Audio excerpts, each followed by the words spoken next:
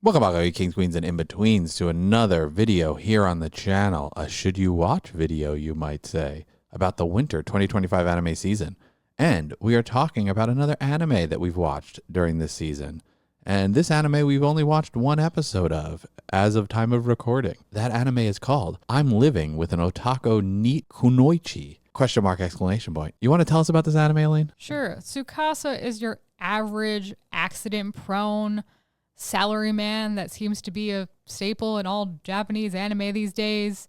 And one day he nearly gets into an accident and is saved by a kunoichi named Shizuri, who tells him that there are demons after him and she can help him in exchange for a place to stay. So our boy signs a contract with her and they begin living together, and she continues to save him from demons as other kunoichi gather. Yes, and she basically just lays around and plays video games badly, apparently, because they make a plot point of the fact that he just beats her when they play video games together.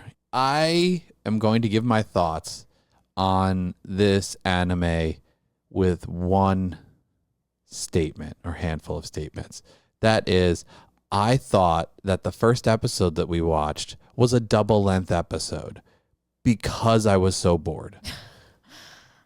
I looked at the screen at one point and said, is this episode still going? But it was only a normal length episode. That kind of says all that needs to be said from my perspective on this anime. What is your perspective on this anime? I also wasn't a fan. I felt like there was no substance. There's no real character development. There's just Tsukasa, who spoils our kunoichi and is a salaryman who just tries to think of her by buying her nice gifts, and she just plays video games and is lazy. And that's it. That's the whole anime. We see little scenes of her playing video games and then beating up a monster, and then Tsukasa comes back from work with a gift, and the cycle continues. That was the entire freaking episode after the contract was made. Yeah, and they introduce Kunoichi at the end. I always say Kunoichi, but is it Kunoichi? That's what I thought it was. Whatever. Kunoichi, another female ninja at the end of the episode, like towards the end of the episode.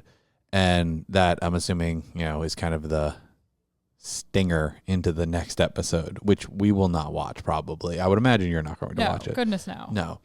I was drawn to this anime a little bit because the character designs in the promotional material on High Dive.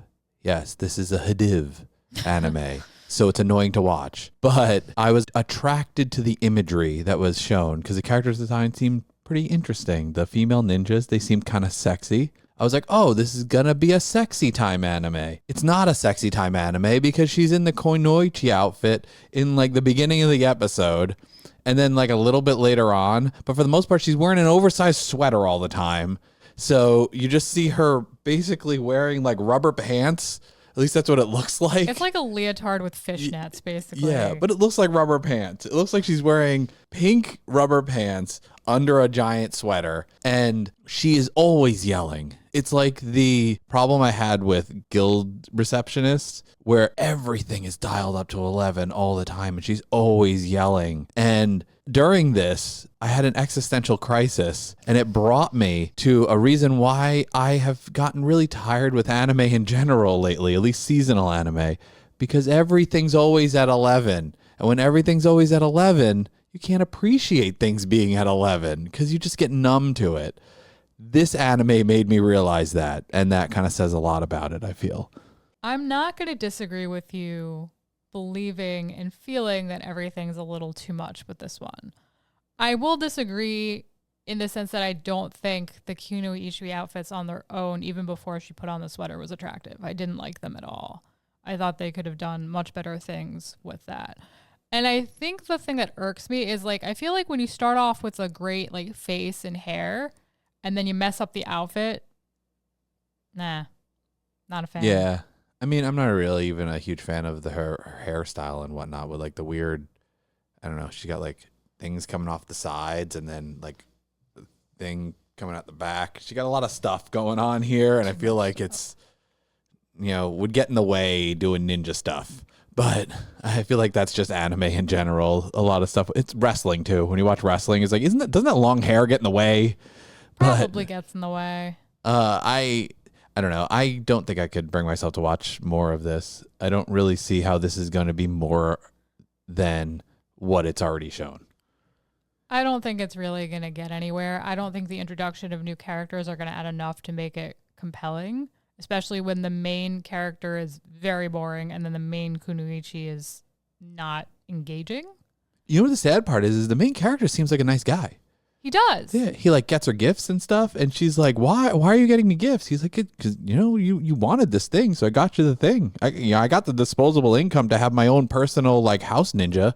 So he's like, I'm just gonna buy you a thing. You were watching this on TV. There's a scene where she's watching. I don't know if it's supposed to be a cartoon in the show. I think it's a movie. Yeah, but like I don't know if it's supposed to be animated, but because the whole thing's animated, but. She's watching a thing and she's like, "Oh, I really like this fictional ninja character. They're really cool. I'm going to buy myself a figure of this ninja character. So I'm going to eat nothing but," like, it was ramen essentially, right? It was just, she's just eating really crappy cup ramen for like the whole week. Bean sprouts. Okay, well, whatever. She was eating crappy food for a whole week because he gives her an allowance for her to just hang around. And she wanted to dedicate her food budget to getting this figure. And then he just comes home from work and just gives her the figure. And she's like, "What? I've been eating bean sprouts for a whole week." And then now two figures are sitting next to each other on the ground and she's like passed out from bean sprout poisoning. But it's like, he seems like a nice guy. I think he deserves a better ninja. Yeah. Personally. He's got the like housewife vibes. Reliable, dependable, good cook, cleans everything. Because she literally has him come home and she's like, "Please make me anything to eat. Please." Like, girl, you can't cook for yourself at this point in your life?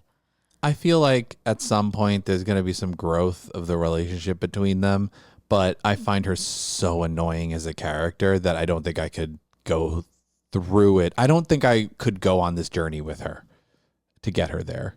We already know that. We've established we can't do it. No. We're done. It's over. You tried. You failed. Yes. We found you wanting. Yes.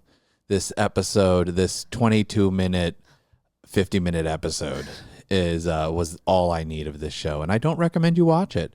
But maybe you like annoying ninjas that yell all the time. If that's your bag, watch it. You'll love it. You'll love this 50 minutes condensed down into 21 actual minutes.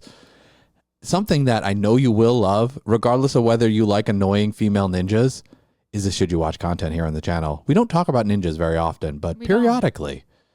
Comment down below. Let us know. What other annoying female ninja characters should we talk about? What other anime should we talk about from this season or previous seasons or classics? Let us know. Subscribe to the channel so you don't miss any of this content going forward and ring that bell so you know what's up. We'll catch you in the next one. Bye, guys.